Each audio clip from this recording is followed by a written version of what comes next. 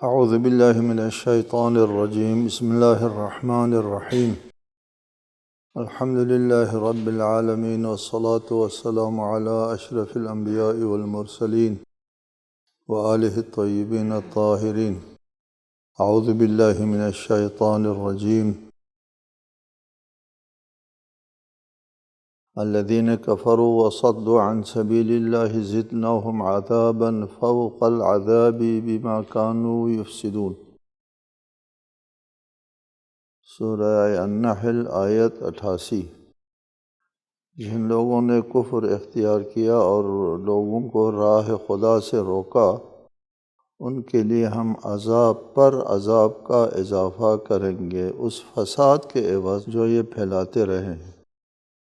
یہ ان لوگوں کے بارے میں ہے جو خود کفر اختیار کرتے ہیں اور دوسرے لوگوں کو ایمان کی طرف آنے نہیں دیتے۔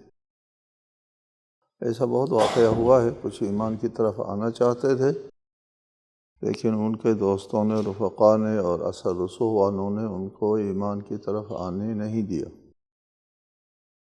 ان کے لیے عذاب جو ہے وہ دگنا عذاب ہوگا۔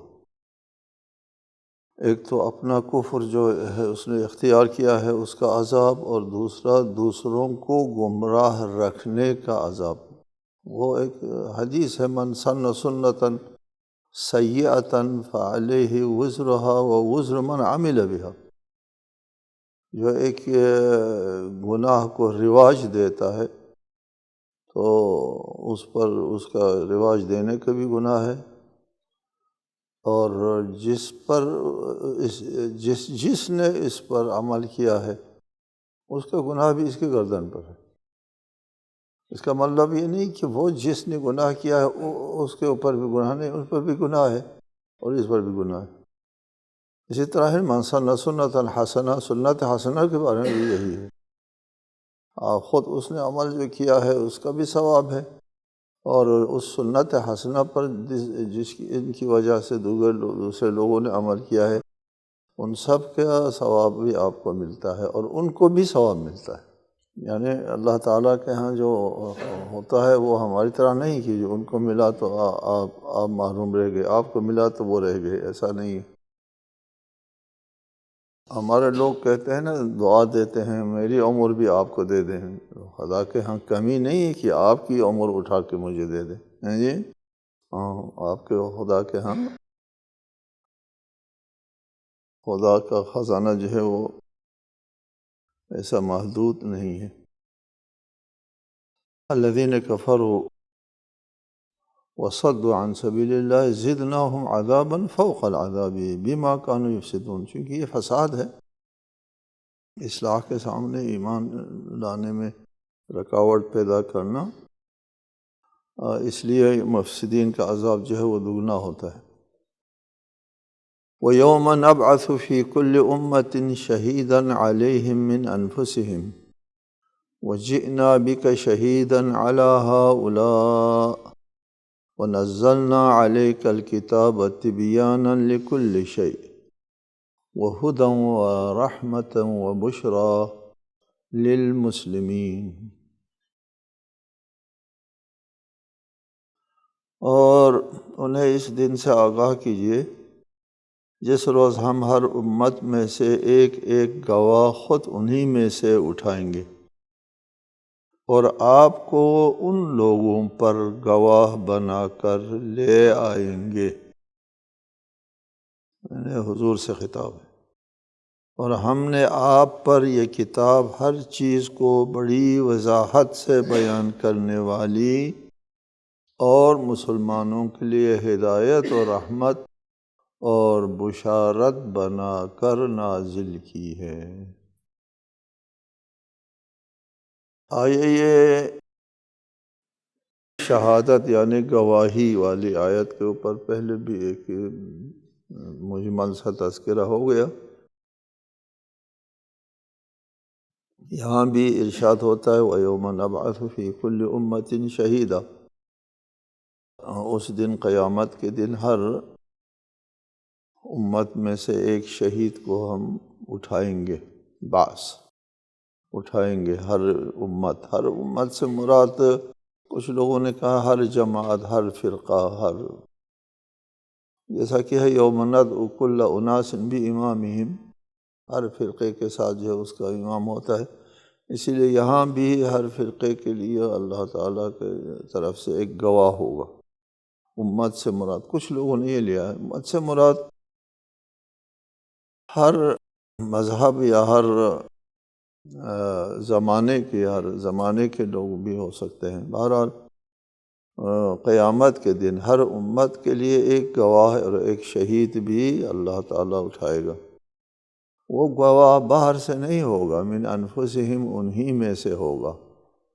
اس سے مطلب یہ ہوا کہ کوئی فرشتہ نہیں ہے، جو رقیب و عتید جو ہوتا ہے، گواہ سے مراد وہ رقیب و عتید یا کرام کاتبین نہیں ہے اس گواہ سے مراد، بلکہ من انفسہم، انہی لوگوں میں سے ہے، انسانوں میں سے ہے۔ وَجِئْنَا بِكَ شَهِيدًا عَلَىٰ هَٰؤُلَاءِ، اور خطاب ہے رسالہ مآب صلی اللہ علیہ وآلہ وسلم سے کہ آپ کو ہم لے آئیں گے ان گواہوں پر گواہ بنا کر۔ ہر امت ایک گواہ، اور آپ ان تمام گواہوں کے اوپر گواہ ہوں گے۔ سورہ بقرہ میں ایک آیت گزری ہے، جعلناکم امۃ وسطا لتکونوا شہداء علی الناس ویکون الرسول علیکم شہیدا۔ امت وسط جو ہے وہ علی الناس گواہ ہے، وہاں بھی فرمایا امت وسط۔ امت وسط کا ایک معنی کیا ہے کہ درمیانی امت ہے، کہ لوگوں کے اور رسول کے درمیان میں ہے، یہ وسط کا معنی کیا ہے۔ ایک معنی یہ بھی کیا گیا ہے کہ وسط کا مطلب ہوتا ہے زیادہ سمجھدار، زیادہ عاقل۔ قال اوسطہم، ایک اور آیت ہے، ان میں سے زیادہ سمجھدار آدمی نے کہا۔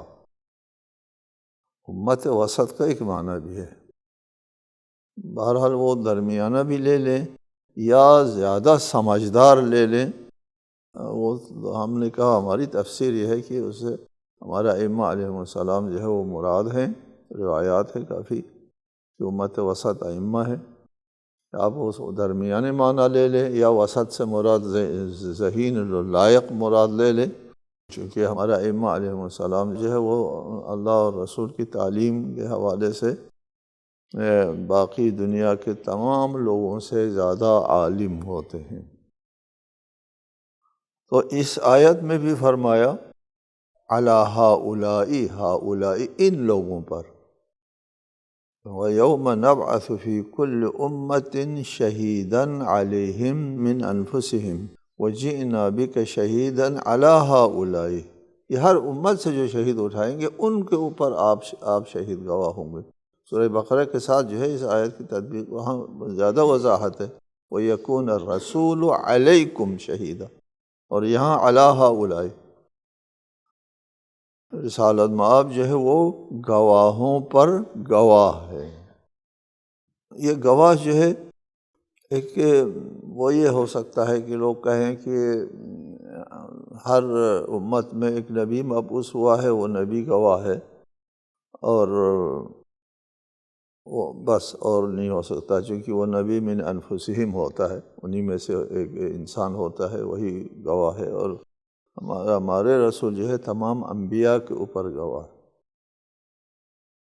ہمارا موقف یہ نہیں ہے کہ یہ جو گواہ ہوتے ہیں شہید ہوتے ہیں صرف انبیاء ہوتے ہیں، یہ ہمارا موقف نہیں ہے، انبیاء و اوصیاء ہوتے ہیں۔ اس کے لیے ہمارے پاس دو دلیل، ایک دلیل قرآنی ایک آیت ہے، اس آیت میں فرمایا وَوُضِعَ الْكِتَابُ وَجِيءَ بِالنَّبِيِّينَ وَالشُّهَدَاءِ، سورہ زمر میں ہے کہ کتاب یعنی نامہ اعمال سامنے رکھا جائے گا، انسان خود اپنا عمل خود پڑھ لیں گے، خود دیکھ لیں گے، پہلے بتائے اپنا عمل خود نظر آئے گا۔ دنیا میں جو کچھ ہم نے کیا ہے وہ سب کچھ وہاں نظر آئے گا۔ اچھا عمل کیا ہے خوش ہو جائیں گے، نہیں تو شرمندہ ہو جائیں گے، اے میں کیا کر رہا ہوں۔ ووضع الکتاب وجیء بالنبیین، انبیاء کو لائیں گے سامنے، والشہداء، اور گواہوں کو لائیں گے۔ دیکھیں نا یہاں انبیاء کے علاوہ شہداء ہے، ایک آیت۔ دوسری آیت یہ ہے قل اعملوا فسیر اللہ عملکم ورسولہ والمؤمنون، تمہارا عمل کرو، تمہارا عمل اللہ دیکھے گا اور اس کے رسول دیکھیں گے اور مؤمنین دیکھیں گے۔ جی ہمارے اعمال، قل اعملوا، یہ اعملوا جو ہے وہ امر ہے تمام انسانوں کے لیے، تمام مسلمانوں کے لیے، اور والمؤمنون جو ہے وہ تمام مسلمانوں پر گواہ ہے۔ لہٰذا والمؤمنون جو ہے وہ وجیء بالنبیین والشہداء کے ساتھ جو ہے اس کے القرآن یفسر بعضہ بعضا ہو سکتا ہے۔ والمؤمنین سے مراد یہ شہداء ہے جو نبیین کے علاوہ ہیں۔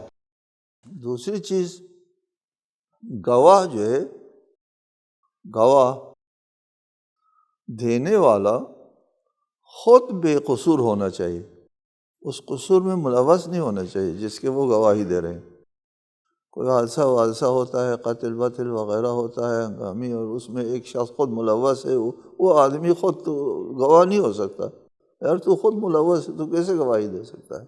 جی خود اگر ملوث ہے، خود گناہ گار ہے، خود خطا کار ہے، معصوم نہیں ہے، تو وہ گواہ نہیں ہو سکتا۔ اس لیے کہ اگر وہ خود وہ آدمی گواہ والا بھی اگر گناہ گار ہے تو پھر اس کے اعمال کے لیے بھی ایک اور شاہد چاہیے، اور اس نے بھی حساب کتاب دینا ہے، وہ بھی گناہ گار ہے، ایک اور شاہد چاہیے۔ وہ اور شاہد معصوم ہے یا غیر معصوم ہے؟ وہ بھی غیر معصوم ہے، اچھا پھر اس کے لیے ایک اور شاہد چاہیے۔ یہ تسلسل جو ہے وہ چلا جاتا ہے۔ لہٰذا ضروری ہوا کہ یہ شاہد خود ملوث نہیں ہے ان چیزوں میں جس کے بارے میں شہادت دیتے ہیں، اس کو عصمت کہتے ہیں نا، خود ملوث نہیں ہے، نہ خود گناہ نہیں کرتے۔ ایسا کہاں ہے کہ ہر امت میں، مثلا اس زمانے میں ہم ڈھونڈتے ہیں کہ وہ کہاں ہے وہ معصوم، تو مفسرین اس معصوم کو تلاش کرتے ہیں، نہیں ملتا۔ ٹھیک ہے، رسول گواہ ہے علی ہؤلاء، ان لوگوں کے اوپر گواہ ہے، وہ نبیین کے علاوہ جو گواہ ہے وہ تلاش کرو، ابھی ہمارے پاس ہمارے زمانے میں نہیں ملتا۔ فخر الدین رازی نے ایک گواہ نکالنے کی کوشش کی ہے۔ فخر الدین رازی نے فرمایا کہ وہ گواہ اجماع امت ہے، وہ لا تجتمع امتی علی خطأ، میری امت جو ہے وہ غلطی پر اجماع نہیں کرے گی، اجماع امت معصوم ہے، لہٰذا اجماع امت گواہ ہے امت پر، تمام لوگوں کے اس پر اجماع گواہ ہے۔ قیامت کے دن جو ہے وہ جناب اجماع کو اٹھایا جائے گا، اور آؤ اے اجماع ان لوگوں کے گناہوں کا اور اس کے اعمال کا گواہ دے دو۔ وَيَوْمَ نَبْعَثُ فِي كُلِّ أُمَّةٍ إِجْمَاعَهَا، یہ ہو جائے گا نا، ہاں جی، اس دن ہم یوم نبعث فی کل امت شہیداً کی جگہ اجماع کو رکھو نا پھر، ہاں جی، تو یہ ہو جائے گا اجماع قابل بعث نہیں ہے، ہاں جی، وہ کوئی مستقل وجود نہیں ہے۔ بہرحال یہ ایک ناقابل قبول توجیہ ہے کہ اجماع معصوم ہے اور اجماع گواہ ہے، تلاش کرنے سے شہید نہیں ملا، گواہ نہیں ملا۔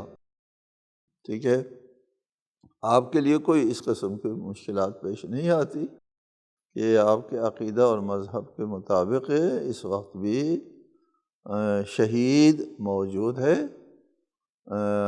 کل بھی عرض کیا تھا الحجۃ قبل الخلق ومع الخلق وبعد الخلق، لولا الحجہ لساخت الارض باہلہا، حجت خلق سے پہلے، خلق کے ساتھ اور خلق کے بعد ہے، زمین حجت خدا سے خالی نہیں رہ سکتی، لولا الحجہ، اگر حجت خدا زمین پر نہ ہوتا تو یہ زمین دس جاتی، اہل ارض کے ساتھ دس جاتی، یعنی یہ زمین وجود میں نہیں ہے، بغیر حجت کے وجود اپنا وجود برقرار نہیں رکھ سکتی۔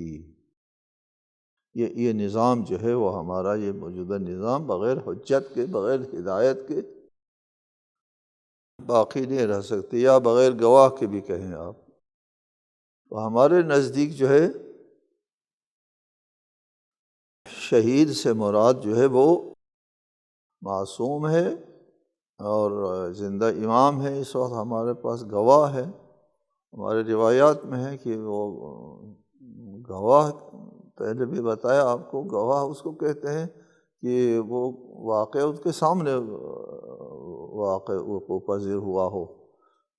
شہید شاہد، مشاہدہ کرنے والا، جس نے واقعہ دیکھا ہے وہ گواہی دے سکتا ہے، سنا ہے نہیں دے سکتے۔ لہٰذا آپ کے جو گواہ ہے نبیین اور نبیین کے علاوہ سب کے لیے سوال آتا ہے، وہ تمام امت کے گواہ کو، وہ اعمال کو کیسے دیکھتے ہیں؟ وہ اللہ کی طرح ہر جگہ حاضر و ناظر کہتے ہیں آپ لوگ؟ نہیں، ہمارے پاس روایات ہے کہ یہ اعمال جو ہے وہ ہمارے اس وقت ہمارے امام زمانہ کے سامنے ہر ہفتے جو ہے وہ ایک بار یا دو بار پیش کیے جاتے ہیں، دکھائے جاتے ہیں اعمال۔ کل بھی عرض کیا تھا نا کہ اعمال جب وجود میں آتا ہے وہ مٹتا وٹتا نہیں ہے، وہ اعمال دکھائے جاتے ہیں۔ جو کچھ ہم نے کیا ہے وہ سب امام کے سامنے آ جاتے ہیں جی۔ اور کل قیامت کے دن ہمارے یہ شاہد جو گواہ جو ہے، وہ گواہ ہر ایک کو یعرفون کلا بسیماہم، شکلوں سے پہچانیں گے ہر ایک کو۔ سبحان اللہ، گواہ دینا ہے، نہ پہچانے کیسے گواہ دیں گے؟ یہ ہے نا، وعلی الاعراف رجال، اعراف پہ کچھ ایسے رجال حق ہیں جو سب کو چہروں سے پہچان لیں گے، اور وہاں پھر فیصلہ ہوتا ہے۔ وہ اعراف اونچی جگہ کو کہتے ہیں، قیامت کے دن ایک ٹیلہ ہوگا، اس اونچی جگہ کے اوپر کچھ مردان حق ہوں گے جو ہر ایک کو ان کے چہروں سے پہچان لیں گے جی۔ پھر اسی آیت کے سلسلے میں ہے فَأَذَّنَ مُؤَذِّنٌ، ان میں سے، ان رجال اعراف میں سے ایک اذان دے گا، اعلان کرے گا کہ کافرین ظالمین کے اوپر اللہ کی لعنت ہو۔ حضرت علی علیہ السلام فرماتے ہیں کہ وہ مؤذن میں ہوں، فرمایا انا المؤذن فی الدنیا وانا المؤذن فی الآخرہ، میں دنیا میں بھی مؤذن تھا، آخرت میں بھی مؤذن ہوں۔ دنیا میں مؤذن کیا ہے؟ وہ سورہ براءت رسالت مآب کی جگہ حضرت علی نے پڑھ کر سنایا تھا مینا میں۔ واقعہ اس کا بھی اچھا ہے کہ آپ کا علم میں آ جائے کہ وحی نازل ہوتے ہیں رسالت مآب کے قلب پر، کسی اور کے اوپر تو وحی نازل نہیں ہوتی۔ رسالت مآب پر واجب ہے لوگوں تک وہ پیغام جو وحی نازل ہوئے ہیں پہنچانا۔ وحی ان کی قلب پر، ان پر نازل ہوتی ہے تو ان کے پر واجب ہے نا، کسی اور پر تو واجب نہیں ہوتا، ٹھیک ہے، کہ وہ لوگوں کو تک سنا دے۔ یہ فرض اولین ہے، فرض منصبی ہے رسالت مآب کی، خود لوگوں کو سنا دے، ٹھیک ہے۔ لیکن پھر اس کے بعد رسالت مآب کے ارشاد فرمانے کے بعد پھر ہر سننے والے پر واجب ہے، جو حاضر ہے وہ لوگ غیر حاضر لوگوں کو بتا دے۔ باقی لوگوں کو بتانا ان لوگوں پر واجب ہے جن لوگوں نے رسالت مآب سے سن لیا، یہ ایک کلیہ ہے۔ لیکن کبھی کیا ہوتا ہے، کبھی یہ ہوتا ہے کہ رسالت مآب خود ابلاغ نہیں کر سکتے، خود جا کر کے لوگوں میں یہ اعلان کر دیں کہ مجھ پر یہ وحی نازل ہوئی ہے اور یہ اعلان کرو، میں خود نہیں کر سکتا۔ رسالت مآب خود نہیں کر سکتے تھے تو کسی صحابی کے ساتھ بھیجا تھا کہ جاؤ تم کرو اس کو اعلان جی۔ وہ صحابی رسالۃ المآب کی طرف سے اعلان کرنے کے لیے روانہ ہو جاتے ہیں حج اکبر کے دن۔ حج میں اعلان کرنا تھا نا، براءت از مشرکین کا، وَأَذَانٌ مِّنَ اللَّهِ وَرَسُولِهِ، یہ اعلان کرنا تھا، وَأَذَانٌ مِّنَ اللَّهِ، یہ اذان دینا تھا۔ اس صحابی کو بھیجا رسالۃ مآب نے، جبرائیل نازل ہوا۔ جبرائیل نازل ہونے کے بعد یہ پیغام لے کر آیا اللہ تعالیٰ کی طرف سے، لا یبلغہ عنک الا انت او رجل منک، یہ تبلیغ آپ کے اپنے فرض منصبی سے مربوط ہے، یہ دوسرے مرحلے سے مربوط نہیں ہے کہ آپ کے بیان کرنے کے بعد دوسرے لوگ بیان کریں گے، نہیں ہے، آپ کا بیان ہے، پہلے مرحلے میں ہے یہ تبلیغ، یہ تبلیغ پہلے مرحلے میں ہے جو آپ کے فرض منصبی سے مربوط ہے۔ لہٰذا ایک ایسا آدمی ہونا چاہیے جو من کا ہو، رجل من کا، جو آپ سے ہو، آپ سے، لا یبلغہ الا انت او رجل من کا۔ فوراً آدمی بھیجا، اس صحابی کو واپس بلایا۔ وہ صحابی بھی قدرتی بات ہے، ڈر گئے، کیا ہو گیا؟ اور اس نے عرض کیا، رسول اللہ میرے خلاف کوئی آیت نازل ہوئی ہے؟ نہ تیرے خلاف کوئی آیت نازل نہیں ہوئی، صرف یہ حکم آیا ہے لا یبلغہ الا انت او رجل منک، اس لیے میں علی کو بھیجتا ہوں، رجل منی علی ہے، حضرت علی کو بھیجا، اور حضرت علی نے جا کر مینا میں یوم الحج الاکبر اعلان کر دیا، ان اللہ بریء من المشرکین ورسولہ، آج کے بعد مشرکین حج میں نہیں آئیں گے۔ اس کی طرف مولا اشارہ فرماتے ہیں، انا المؤذن فی الدنیا وانا المؤذن فی الآخرہ۔ اچھا جی، دنیا میں جو اعلان ہوا وہ براءت از مشرکین کا اعلان ہے، اور اعراف میں قیامت کے دن جو اعلان ہوگا وہ براءت از ظالمین کا اعلان ہے، بڑا فرق ہے۔ سبحان اللہ، ان باریکیوں کو سمجھ لینا چاہیے۔ وہ براءت از مشرکین کا اعلان ہے دنیا کی اذان میں، آخرت کی اذان میں براءت از ظالمین کا اعلان ہے۔ مشرکین اور ظالمین میں سے ظالمین کا دائرہ وسیع ہو جاتا ہے، اس میں مشرکین بھی آتے ہیں، غیر مشرکین جو ظالمین ہیں وہ لوگ بھی آتے ہیں۔ جن لوگوں کو نجات نہیں ہے، مشرک بھی نہیں ہے اور نجات بھی نہیں ہے دیگر جرائم کی وجہ سے، وہ لوگ بھی اس اذان کے ضد میں آتے ہیں، حضرت علی کے اذان کے ضد میں۔ وَجِئْنَا بِكَ شَهِيدًا عَلَىٰ هَٰؤُلَاءِ، تو ہمارے قیامت کے دن جو شہید ہے وہ ہم کو پہچانیں گے چہروں سے، ٹھیک ہے، ہم کو چہروں سے پہچانیں گے۔ کا مطلب کیا ہے چہروں سے پہچانیں گے؟ کا مطلب یہ ہے کہ ہمارے بندہ ہے یا نہیں ہے، یہ ہمارا بندہ، جی ہمارا بندے کی مراد یہ جو ہم لوگ سمجھتے ہیں ایسا نہیں ہے، ہمارا بندہ ہے یا نہیں ہے، یعنی ان لوگوں نے ہماری پیروی کی ہے یا نہیں کی ہے۔ شیعہ پیروکار کو کہتے ہیں، پیروکار، پیچھے چلنے والا۔ ہاں جی، آپ مشایعت کرتے ہیں، تشییع جنازہ، جنازے کے پیچھے پیچھے جانے کو کہتے ہیں۔ ہاں جی، شیعہ اس کو کہتے ہیں، ہم شیعہ نے علی ہے تو علی کے پیچھے پیچھے جانے والے، اور علی اس طرف جاتے ہیں اور ہم اس طرف جاتے ہیں، ہم شیعہ نہیں ہوں گے، کل قیامت کے دن ہم کو نہیں پہچانیں گے۔ جی، اس غلط فہمی میں نہ رہے کہ یہاں جو عرفاً جن کو شیعہ کہا جاتا ہے وہ قیامت کے دن بھی شیعہ ہوگا، نہ ایسا نہیں ہوگا، جی ایمن ہی پہچانیں گے۔ حدیث میں ہے کہ تم اتنا عمل کرو کہ قیامت کے دن ہم تم کو پہچان سکے، ٹھیک ہے جی، وہ تو بدعمل لوگ کو شیعہ نہیں ہے، اور ان کے خلاف فتویٰ آئے گا، الا لعنت اللہ علی القوم الظالمین میں کہیں شامل نہ ہو جائے۔ اس خوش فہمی میں نہیں رہنا چاہیے کہ کل قیامت کے دن یہ شہداء، یہ گواہی دینے والے جو ہے وہ ہم کو اپنے آدمی کے طور پر نہ پہچانے، یہ پہچان لیں گے لیکن اپنا بندہ کر کے نہیں پہچانیں گے۔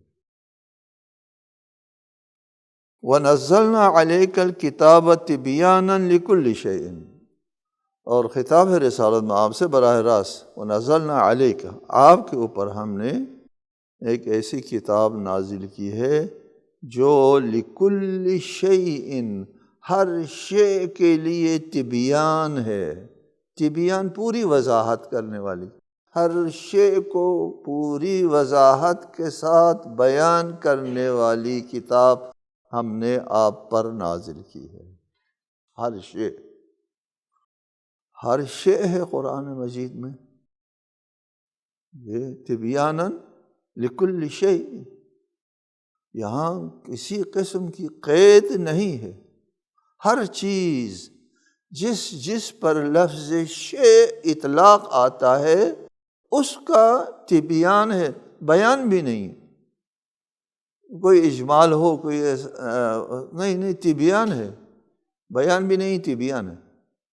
ہر اس چیز کا تبیان ہے جس پر شے صادق آتا ہے۔ کائنات میں کوئی ایسی چیز نہیں ہے جس پر چیز صادق نہ آتی ہو، شے صادق نہ آتی ہو، کوئی چیز نہیں۔ اس میں پھر کل کے کل کائنات کی اشیاء، چیزیں آ گئی، وہ قرآن میں کہاں ہے؟ پریشان ہو جائیں گے، یہ کیا ہو گیا؟ یہ تبیان کل شے، قرآن کل شے کا تبیان ہے۔ اس کے دو جواب دیے ہیں۔ یہ قرآن میں تو نہیں ہے، خود سے وہ تفسیر کرتے ہو کہتے ہیں فیہ تبیان کل شیء من الاحکام، احکام اور شریعت میں سے ہر چیز کا تبیان ہے اس میں۔ اچھا جی، اس تفسیر کے ذریعے تھوڑا سی اس کی توجیہ کرنے کی کوشش کی ہے، لیکن یہاں بھی سوال آتا ہے کہ تمام احکام کیسے نکالیں گے آپ قرآن سے؟ یہ صبح کی نماز 2 رکعت ہے، وہ کہاں ہے قرآن میں؟ یہ وہ 4 رکعت و 3 رکعت کہاں ہے قرآن میں؟ نصاب زکوٰۃ وغیرہ کہاں ہے قرآن میں؟ اگر تبیان لکل شیء من الاحکام ہے تو احکام کا بھی ہر شے آپ کو نہیں ملتا قرآن میں، ٹھیک ہے؟ صحیح جواب کیا ہے؟ صحیح جواب ہمارے نزدیک یہ ہے، خطاب رسالت مآب سے ہے، امت سے نہیں ہے۔ وَنَزَّلْنَا عَلَيْكَ الْكِتَابَ، ہم نے یہ کتاب آپ کے اوپر نازل کی ہے، یہ تبیان لکل شیء ہے آپ کے لیے، رسالت مآب کے لیے اور ان کے اوصیاء اور وارثین کے لیے قرآن میں ہر شے کا بیان ہے۔ ایک حدیث ہے کہ وہ حدیث اس طرح ہے، وَمَا مِنْ أَمْرٍ يَخْتَلِفُ فِيهِ اثْنَانِ إِلَّا وَلَهُ أَصْلٌ فِي كِتَابِ اللَّهِ وَلَكِنْ لَا تَبْلُغُهُ عُقُولُ الرِّجَالِ، کوئی واقعہ ایسا نہیں ہے جس کا اصل قرآن میں موجود نہ ہو۔ ہم کو تو نہیں ملتا، صبح کی نماز 2 رکعت ہے، نہیں ملتا، ہاں جی، وہ کہاں ہے قرآن میں؟ فرماتے ہیں لا تبلغہ عقول الرجال، باقی لوگوں کے عقلیں جو ہے ان کی رسائی نہیں ہوتی ان ہر چیز کے تبیان کی طرف۔ یہ خطاب ہے رسالت مآب کے لیے کہ آپ کے اوپر ہم نے ایسی کتاب نازل کی ہے جو تبیانا لکل شیء، آپ کے لیے تبیان کل شیء ہے۔ اور ہمارا ائمہ علیہ السلام کی خدمت میں مسائل پیش آتے تھے، اور اس مسائل کو پیش آنے کے بعد سوال ہوتے تھے کہ امام سے، تو جواب دیتے تھے، تو لوگ پوچھتے تھے کہ آپ کہاں سے کہہ رہے ہیں؟ تو جواب دیتے میں قرآن سے کہہ رہا ہوں۔ قرآن کی آیت پڑھ کے سناتے تھے کہ لوگوں کے وہم و گمان میں نہیں آتا تھا۔ ایسے واقعات بہت زیادہ ہیں۔ السلام علیکم ورحمۃ اللہ وبرکاتہ۔